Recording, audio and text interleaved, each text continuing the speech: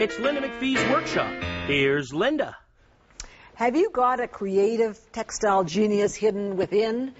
If you've got all kinds of ideas and you've never really let them out, this is the show for you, because in this show we get out the sewing machine, we show you what a creative tool it is, but we do lots of gluing and stapling and having fun and creating, and that's really what it's all about. So I always like to bring somebody into my world, into my workshop, that sort of doesn't even expect that they're going to learn something, and we're going to sort of try to suck them in a little bit to see if they can do it. So the person that I've got to do this, I'm going to try and suck in Stephen Antle. Well, you did it, Linda. You've already got me. Okay. You had me at creative genius burning inside. Okay, Yeah. that one, that's you. That is me. So, okay, because men can sew. You know that. Totally. Okay, so you have... Well, I only know that because I've seen your show so many times. Okay, I've seen okay, that. yeah. Now, you've had me on the show in past seasons. Yes. But I don't want to fool anybody. I can't sew. But we've had some really comments. Yeah, we did. Remember the kid's house we built, you yes, and I? Yes. Remember that woman that sent that letter? In fact, we like to get letters on this show. It's really great because then we get an idea, and they said, bring that Steve back. And so I said, that's nice. Okay. We made a kite back a few years ago, and that kite's still flying. It's over mainland China this morning. I got the GPS reading on it. That's true, that's true. But sewing is for everyone, and I think it's not just women making, or old ladies making clothes like me. Right. It's young people, it's everybody making things. And it's just, you were saying, could I do this? And I said, well, can you press the pedal? Yeah, that's right. Because today we're going to talk about making hats. And I'm a hat freak. I collect hats. My dad collects hats. We're hat nuts. As the hair recedes a little bit more, you'll be wanting a little more I don't know what you're talking about. No, I know. That's not why I like them. No, exactly. That's why it's losing it, because I wear so many hats. You know that? That is true, because the band line here. So that's why I was interested in that sort of stretchy... This stuff. Yeah, the expandable line, because a lot of traditional baseball hats are you lock them in place and you pull them down, and then any friction pulls your hair out. I mean, that's the excuse. What does it do to the circulation? No, we won't even go there. Circulation up here? There's none. She's thick up there. Okay. All right. So let me think about... one thing that I used to do when my kids had birthday parties, when they were little, is get everybody together and have a hat party. Like, at a birthday party you have to have an activity, so why not just make hats and let the kids decorate? So you didn't just take all the kids, jam them in a fast food restaurant? Oh, no. Jam a bunch of fast food in them, take them home? No. You had them sewing? Yes. Good idea. And creating and gluing and all those kinds of things, because our parties were very popular. Because I bet. And that way they didn't have to have a goodie bag, they had their hat to take home. Well, my birthday was recently, so let's have our own little party right now. All right. So what kind of fabrics, what kind of hats, there's just everything. So you've got everything here, crazy, from sort of the whimsical... Very whimsical. Winter, right? Yes. To something a little more serious. This is coming down. This is not as serious, but it's not as whimsical. I like that one. And that's though. warm. I mean, it's very functional. Totally functional. Yeah. You know about people losing a lot of heat through their head. That's where you lose all your heat through your head. Exactly. Apparently. So yeah. Well, I don't know how you'd wear this one. A little to the side? That's good. Little T-gal there, too. All right. This one here, these are probably girls' hats. Yes, they are girls' hats. Yeah. I got a melon on me, Linda, and that's not getting over. That's not happening. All right. So we could do something. This is a funky kind of 70s... that is. Kind of a... action movie kind of hat. And you can kind of... funky, you know what I mean? Yeah, I like that one. Yeah, okay, that one. Or this one is a little bit more traditional, a little bit more Cockney, shall we say. Yeah, that's right. Walking the golf courses of Scotland. Actually, you can take on a whole new personality with whatever hat you put on. I do. Yeah. And it will. So that's cool. Let's then maybe just talk about what goes into a hat. Something like this. Actually, you didn't put that one on. I'll put that one on. You can show the example. Quite good. Well, let me tell you what I've learned. Okay. I'll tell you what I know about this hat, and you can fill in the rest. All right. This hat, first of all, has been bleached. Right. So you've used dishwasher detergent. Right. And made designs. On the denim. Let it dry. Yes. Then on the denim, you let it dry in that pattern. So that's liquid dishwasher detergent. Yes. Dragged out in lines in your little tubes. Yes. Then you let it dry. Then you put it in the washing machine. Yes. You wash it out. And that's what it comes out like. You've been watching the show. Yes, I have This is good. This is good. Yeah. In fact, we have lots of fans watching. And that's all I know about this hat. But that's good. Okay, so what you then do is this hat is a number of segments. So it's really simple. It's that sort of pie-shaped piece. Right. And you can sew them together. There's 6 of them, and you can decide. Tell me there's a pattern for this first. There is. Okay, good. So don't worry too much. But I usually sew 3 together, and then these 3 together, and then go voing. up and around, because Okay. that makes it easier, because then you don't have to go back into that little corner So every three time. together. Yeah. Three together. And then you want to fuss with the corner one time. Then sew across And there. sew across. And then you're going to put a band on the bottom, and there's a pattern for the band. So then you've got to usually have a brim, because the brim is kind of a neat thing. You I want wouldn't to just have look here at the band first on the finished one. So you mean here? Mm-hmm. This is that band right there. Okay. Yeah. Then we've got a brim. And the brim has to be interfaced. It's two pieces of fabric. Right. And this is interfacing, which is heavy, stiff kind of stuff. Right. You could use cardboard if you really wanted. If you're Oh, not going to yeah, wash yeah, this, yeah. you could use plastic, whatever. So this would then go, and we want this brim to come out like that. So I'm going to put it right sides together. You know that game. Right sides together. You learned that one. I did. Yeah. And so we're going to put this on. And it doesn't really matter where it goes. That happens. It could be deep. It could be a shallow brim. Some Yeah. people like shallow brims. Yeah. Some people like them a little more Yes, extended. and that's right. sort of something that's the joy of sewing. Is Right, you can do. I could ask you to make like an 8-inch brim on this. Yes, hat you could. and Yes. Droop over my face, right? And if you were to try and find one like that, it would take you a month of Sundays to ever even find it, that's and you the might point, never right. find it. So in the meantime, I could have one sewn for you that would be way quicker. True enough. So we're going to sew that on, and then we're going to take the rest of the band, right sides together, and sandwich that brim in there. So that stitching Okay. is going to go there. To me, right now, this would be the best. This is the best time for me to explain to you what right sides together, or at least what I think it means. All right, all right. So this is the perfect example, because it looks weird now because it looks backwards. But the reason it's right sides together is because you sew it there, and then you bring this over. Am I right? You're absolutely right, and this is And going then to you'll go bring it back under in like there, that, showing the good side and then out, this right? is going to be what it looks like. Right, yeah. So you're Yeah, I know, you not just another pretty face, eh? Exactly. So many people think that this sewing is rocket science. No. And it is not rocket science. So do it in denim, do it in leather. This is just a little bit different twist on it. We've got a seam down the middle. We've used something called leather tape, which is good stuff. It actually just glues. Shall I just do a little bit? You'd like this, because you just take a little piece of this, Right. and you put it right along that seam. Okay. And the joy of this is that it's not a glue. Well, it is a glue, but it's Right. not in the bottle, so it's not going to make a mess. So you put that down and stick it. And now I've got that all stuck down. And you're only, and no one's ever going to see that, but you won't feel it on your head. Well, then. it'll be Is nice that the and idea? flat. Right, It'll be nice right. and flat. It looks. You want it to look like you didn't make it. Right. That's the game. But So- ironically, you're not even going to see that because you'd put a lining in. Oh yes, there'll be a line. You'd The always put a lining is right in there, here. right. So there you go. That in. And then another thing that I like to do, and I didn't mention, is this for a hat band. You see, if you put this for a hat band, if this is the finished hat, and we put the elastic as the hat band, then that will flip up under, but it gives you a little bit of flex, because then it'll fit more than one size. Yeah, If your that's good. Head gets a little bigger or whatever. And maybe it won't, take the hair off That's your head, true, right? that's Every true. time you shuffle. And then I thought, well, I better finish off. Did you notice? Yeah, I noticed. The scraps. So whatever, if you want to So do that hat matches matching. that. And then here we go. It goes on and That's on. great, and I'll put this one on here. All right, we're in We'll be business. like We're a team. a fabric wrap team, you and I. You got it right. We're like Okay. you know what I mean? The Sonny and Cher for the modern age. You got it. Okay, let's get out of here. All right, okay. let's do it. But you don't go away, because we got more stuff coming up.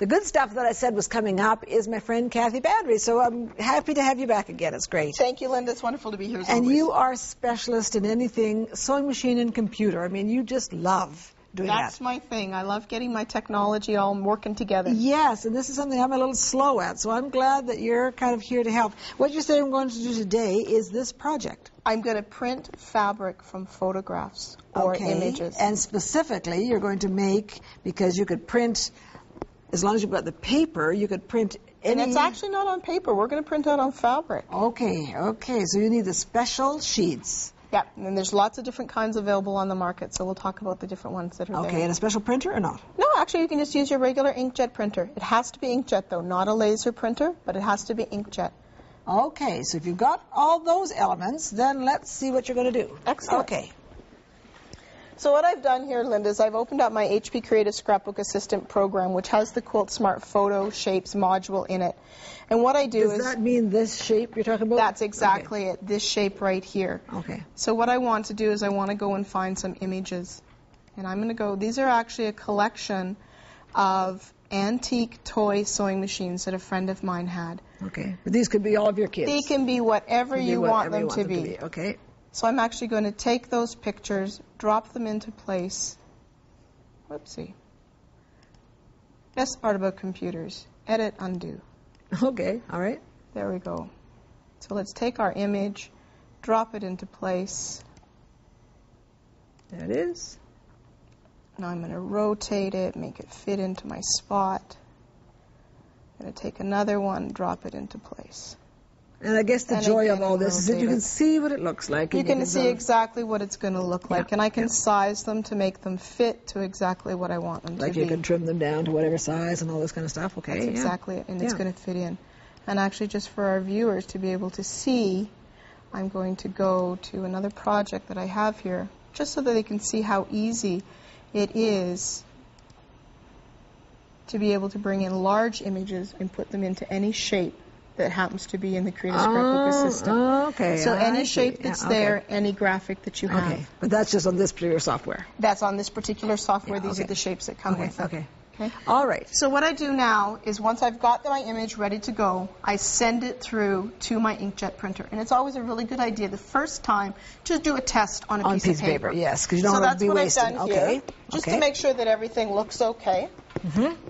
Just did a test onto a plain piece of paper, just to make sure that my colors looked right and everything was lined up the way I wanted it to be.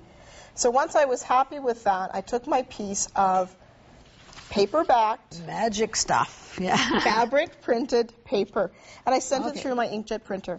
And these are the arcs that I actually created. Where would I get this paper? At any sewing machine? Any sewing machine. You will not find it in an office supply store, but a sewing machine dealerships or sewing Notion stores will be carrying it. And tell me then that when I put it on this is now permanent? I can wash this? This is now permanent. The last step in the process is to actually take it, peel away the paper backing, rinse it in cool water, and let it dry. And what that does is it removes any excess dyes that happen to be on the top.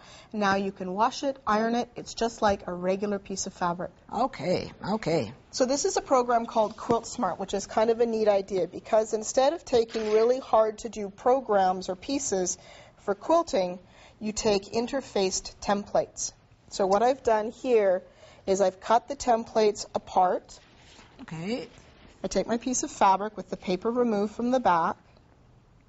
I line this up on top, and it's really nice because I can be able to see through it. Yes. And what's the secret about this is it has little sticky dots on the back, which are like fusible interfacing. I'm going to sew on the solid line with a really short stitch length. And your fusible is going to be down because you're going to flip that the other way. That's right. I want the fusible facing my picture so that when I'm done and I've cut it out, I end up with my fusible next to my right picture. All trimmed and ready to be turned. Okay. And we're going to use our handy-dandy turner. Yeah, my handy-dandy turner. I could not live without this. Right. Oh, those are the neatest rigs. It just catches onto that and pulls it through. And now remember, this had fusible on it, so we're not going to the iron to press this. We're going to finger press this to make sure that it turns out okay. Yeah. So once I've got it turned, I finger press it out so that it looks beautiful. Yes, it does.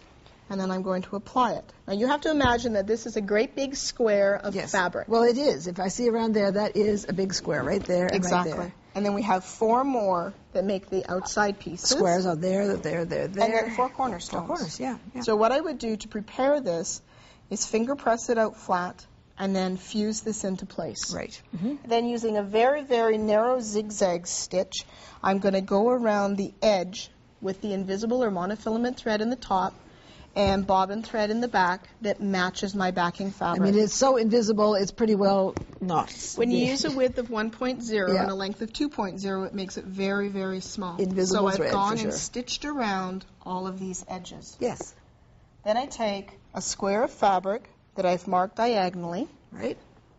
There we go. And you're going to fold it on that. I'm actually going to put it down here, sew across it, that will create, and flip it, because doing bias edges is always a difficult thing. And I know you like tricks and tips to make it easy. Yeah, that's a good one. And then, of course, that's a raw edge, and that will be covered when you put the next square on and the next square on. So that'll be fun. So every corner is finished.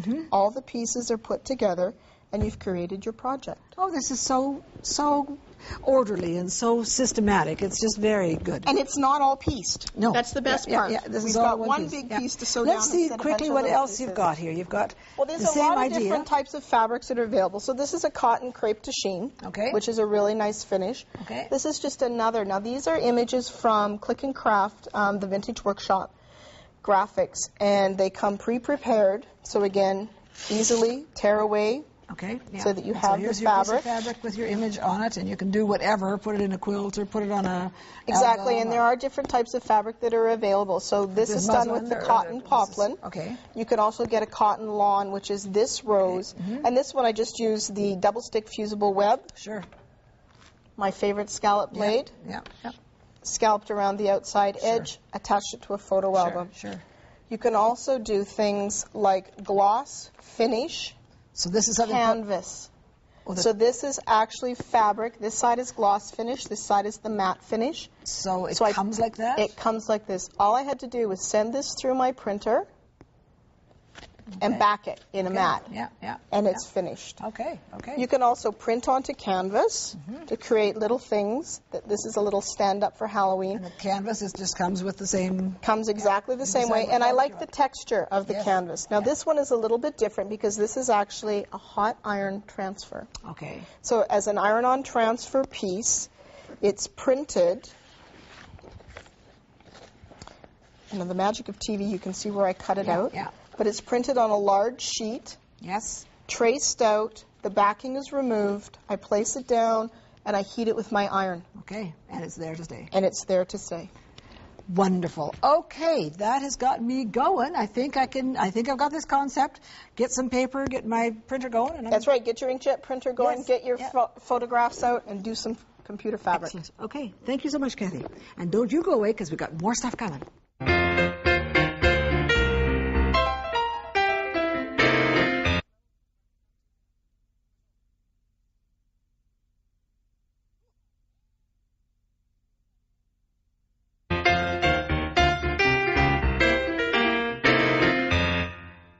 I'm always on the lookout for interesting people when I'm on my travels, and I'm always looking for interesting clothes because I'm a woman and I'm always thinking that's interesting. So I did find a fellow pattern maker, clothing designer, Andrea Steell. So it's nice to have you. Well, I'm delighted to be here, Linda. So your signature is kind of reversible, isn't that Yes, what you've it sort is. of decided? And I think, how did you come up with that idea, or how?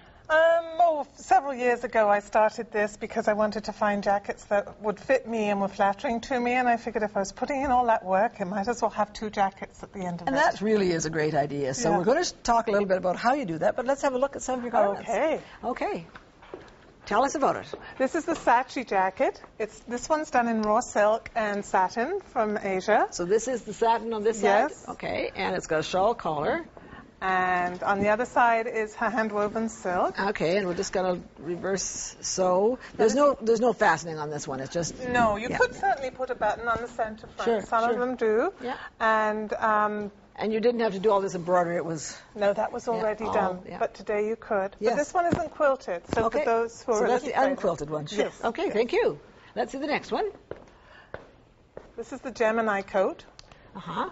And this is featuring several fabrics, actually. You've got to see the back of this one to begin with. So just a minute. Did you do all this applique, or did the fabric come like that? No, you buy what's called a Noren panel from Japan, and it's done with a linen cotton mixture. So it comes with all this design on it. Yes. Lovely. And then it was finding the appropriate fabrics to go with it. That's the trick. Yes. Isn't that the trick? It is. Yes. So And- once you start designing your own fabric, wouldn't that be good?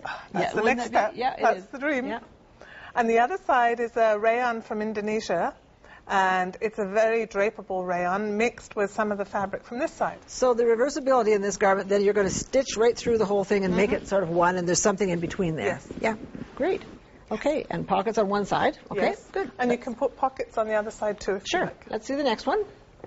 This is the swing coat. Right, and this one is the fabric. You didn't do all this. The fabric No. came like that. Isn't that what a treat, what a delight. So it went together quickly. Yes. And again, this one isn't quilted. It has the swing pockets. And this Okay. one has a little different, you Let's know, look back, turn around, and we'll see. Yeah. you know how things evolve. So we just Yeah, I turn see the back the pocket. collar on that one. Oh, and this is your pocket. This is Yeah. neat. Yes, this is great. Yes.